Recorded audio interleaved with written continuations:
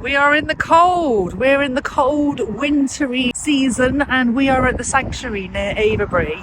Well, there's two Leys here, so we've got the Michael and Mary line, and they cross over.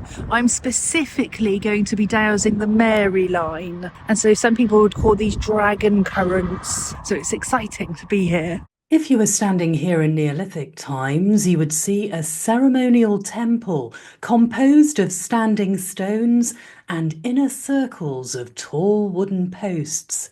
Today, these positions are marked by concrete. So there's a lot of fault lines here, and so people experience a lot of unusual anomalies from lights appearing, and they're said to generate actually right from the centre of the sanctuary. So I'm using these rods, and what's really interesting is this morning, I went to go and find my rods and I couldn't find any of them. But what I could find is these set of rods, and these rods were made by a dear friend of mine called Julian, who sadly passed away about 3 years ago. But what's really interesting is the last time I used these, I was with Julian, and guess where I was? Actually, I was just over there. I was at West Kent Loughborough. So thank you, Julian. It's good to know you're here. I actually feel like the line is growing a little bit actually to greet us. There is an awareness in the land that we're here to connect. And so I just want to say thank you so much to the Mary line, to the Michael line, and also to this land, because I feel you greeting us with curiosity.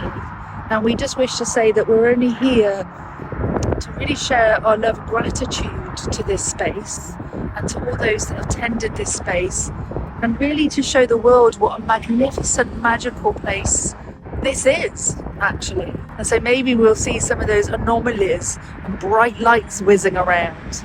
So for now, I'm going to find the Mary line.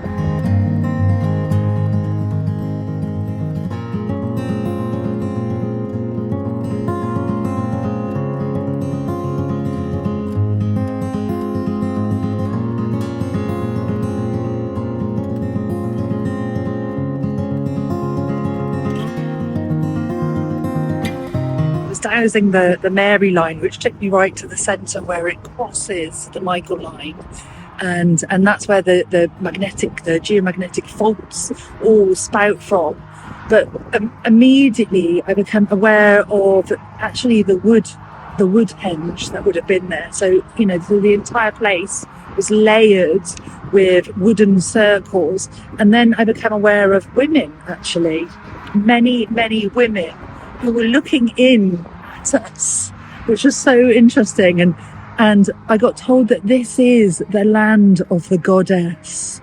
This whole place is about connecting with the goddess, which they believed was the giver of all life, Gaia.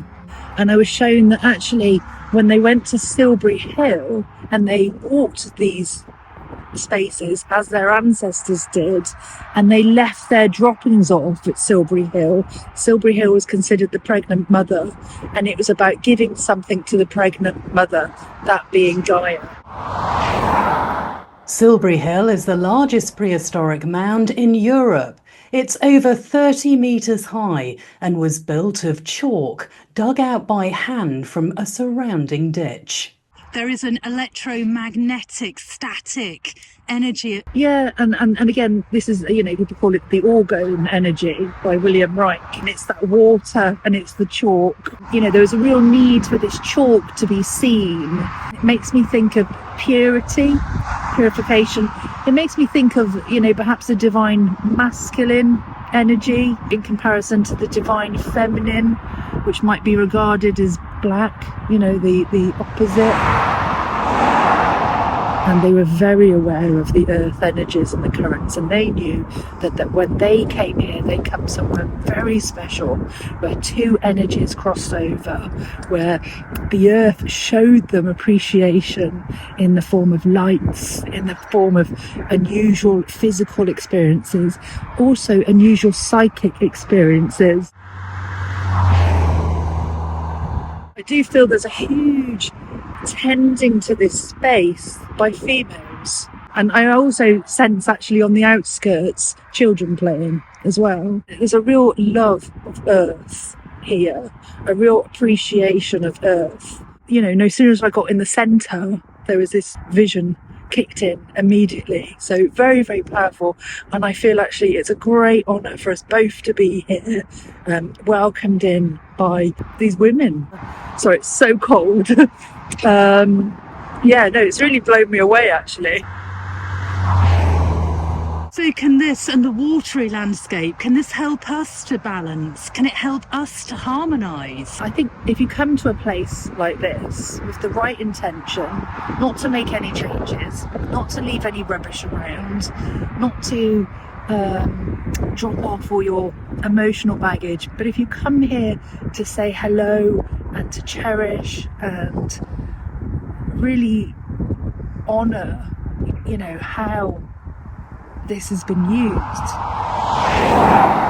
I think it's about reconnecting with ourselves, if I'm honest. It's about, you know, getting us to slow down. You know, we're not really tuned into ourselves and the people around us. We're far too busy. As we stand here now, you know, we've got the hurtling cars going past. You know, we've probably all got mobile phones, you know, in our cars, in our pockets, and you know, life's far too busy. And I think we need to remember to be present and to acknowledge who we are, where we are, and those around us, and recognise the importance of now.